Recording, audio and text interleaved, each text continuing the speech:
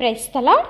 దేవుని పరిశుద్ధమైన నామంలో వాక్యంను వినుచున్న మీ అందరికీ ప్రభువు పేరట మా యొక్క శుభాభివందనములు తెలియచేస్తున్నాము.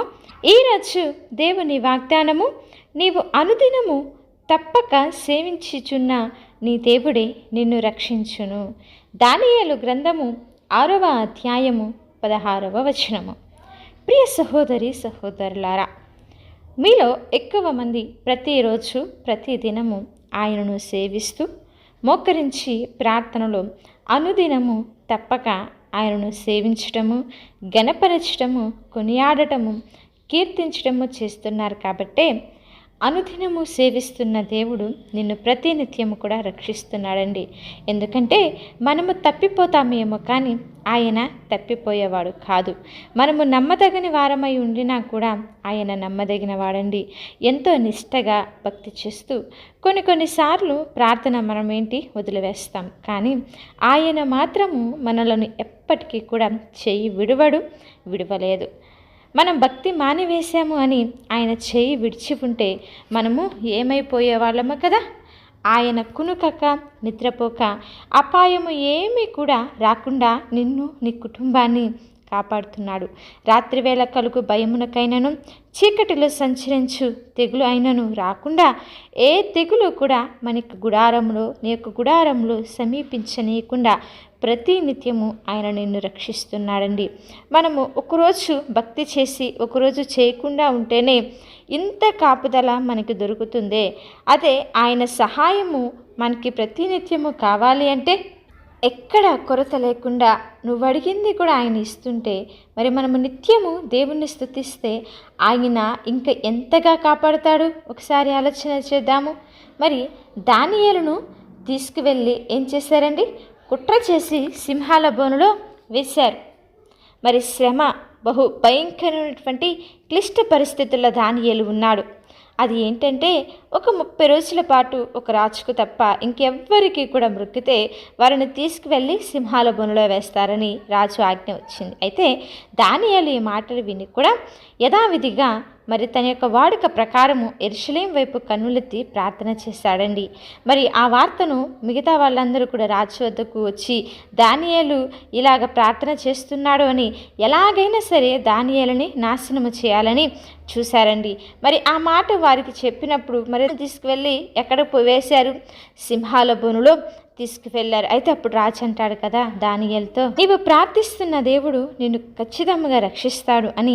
దానియేలుతో పాటు రాజు కూడా ఆ రాత్రంతా కూడా, అయ్యా నీ దైవజనుడు ఆపదలో ఉన్నాడు, కాపాడు అని అతడు నిద్ర అన్నపానములన్నిటిని కూడా మరిచిపోయి దానియేలు కొరకు దేవునికి ప్రార్థన చేశాడండి. మరి ఆ రాజు ఉదయకాలం అయినప్పుడే వచ్చి చూసినప్పుడు దానియేలు మోకరించి ప్రార్థన చేస్తుంటే అప్పుడు రాజు సెలవిస్తున్నాడు, సాక్ష్యం ఇస్తున్నాడు కదా, నిజముగా నీవు ఆరాధిస్తున్న దేవుడు గొప్పవాడు, నువ్వు సేవిస్తున్న నీ దేవుడే నిన్ను రక్షించాడని గొప్ప సాక్ష్యాన్ని తెలియచేశాడండి. ఈ యొక్క వాగ్దానం వింటున్న మీ పట్ల కూడా ఆనాడు ఏ విధంగా అయితే దానియేలు జీవితంలో దేవుడు కార్యము జరిగించాడో, మీరు కూడా ప్రస్తుతం ఎదుర్కొంటున్న శ్రమ, శోధన, ఈ భయంకరమైనటువంటి పరిస్థితి, వీటన్నిటిని చూస్తే కృంగిపోతున్నావా? కంగారు పడుతూ కలవరపడుతున్నావా? అయితే ధైర్యంగా ఉండు. మన దేవుడు రక్షించే దేవుడు. ఆయన రక్షించుటకు సమర్థుడు. మనం ఏదో అవసరం వచ్చినప్పుడు సేవించడం కాదు, అనుదినము కూడా దేవుణ్ణి సేవించాలి. దానియేలు అలాగ ప్రార్థన చేసేవాడు. ప్రతిరోజు కూడా 3 సార్లు మరి దేవుణ్ణి సేవించేవాడు. ఎలాంటి పరిస్థితులు ఎదురైనా, ఎలాంటి స్థితిగతులు తన జీవితంలో వచ్చినా ప్రార్థించడం మానలేదు. అందుకే దేవుడు అతని పక్షాన ఉండి శ్రమలో ఉన్న దానియేలు చెంతకు వచ్చి కాపాడి ఆశీర్వదించి గొప్ప స్థానాన్ని అతనికి ఇచ్చాడండి. మిమ్మల్ని కూడా శ్రమలో నుండి రక్షించి మరి హెచ్చించి గొప్ప కార్యములు చేస్తాడు. మరి యోసేపుకు దావీదుకు కూడా దేవుడు తోడయుండి రక్షించి హెచ్చించాడు కదా. మనము కూడా మానక ఎన్ని పనులు ఉన్నా, ఎలాంటి పరిస్థితులు ఎదురైనా ప్రతి దినము ప్రతి నిత్యము మానక మన యొక్క దేవుణ్ణి సేవిద్దామండి. ఆయన్ని ఎవరైతే అలాగ సేవిస్తారో, ఎవరైతే ఆయన స్తుతిస్తారో వారిని ప్రతినిత్యము కూడా ఆయన రక్షించి హెచ్చించే దేవుడై ఉన్నాడు. కాపాడి నడిపించి కృపతో నింపే దేవుడై ఉన్నాడు.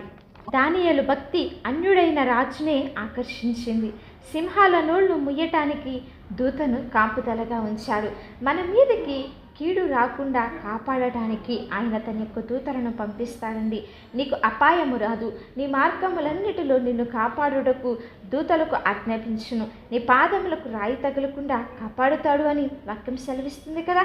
మరి దానియేలు దినమునకు ప్రార్థన చేస్తూ దేవుని యొక్క కృపను పొందుకున్నాడు, దీవెనను ఆశీర్వాదమును పొందుకున్నాడు. కాబట్టి మనము కూడా ప్రార్థిద్దాం, ఎలాంటి ఆపద రాకుండా మనలను మన కుటుంబాలను దేవుడు రక్షించాలని.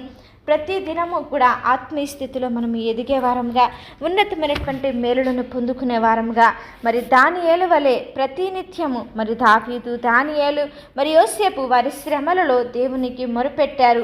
ఆశీర్వాదములను, దీవెనలను పొందుకున్నట్లుగా మనము కూడా ఆయనకు మొరుపెడదాం. కుటుంబాలలో జీవితాలలో బిడ్డల్లో గొప్ప కాపుదల, ఆశీర్వాదములను, దీవెనలను పొందుకుందాము. చిన్న ప్రార్థన చేసుకుందాం. మమ్మల్ని మిక్కిలిగా ప్రేమించిన మా ప్రియ పరలోకపు తండ్రి, సర్వోన్నతుడా, సజీవుడా, మృతిని గెలిచి మృత్యుంజయుడిగా తిరిగి లేచిన మా గొప్ప దైవమా, శ్రేష్టమైన కృప కలిగిన నామమును బట్టి మీకే మహిమ, ఘనత, ప్రభావంలో ఆరోపించుతున్నాము తండ్రి. అవునయ్యా, మీరు రక్షించే దేవుడు, కాపాడే దేవుడు, నడిపించే దేవుడు అయ్యా. కునుకక నిద్రపోక ప్రతి నిత్యము అనునిత్యము మీరు మమ్మల్ని రక్షిస్తూ నడిపిస్తున్న విధానమునకై మీకు స్తోత్రములు చెల్లిస్తున్నాము. వాక్యం వింటున్న బిడ్డల జీవితాలలో మేలులను, ఆశీర్వాదములను మీరు జరిగించండి.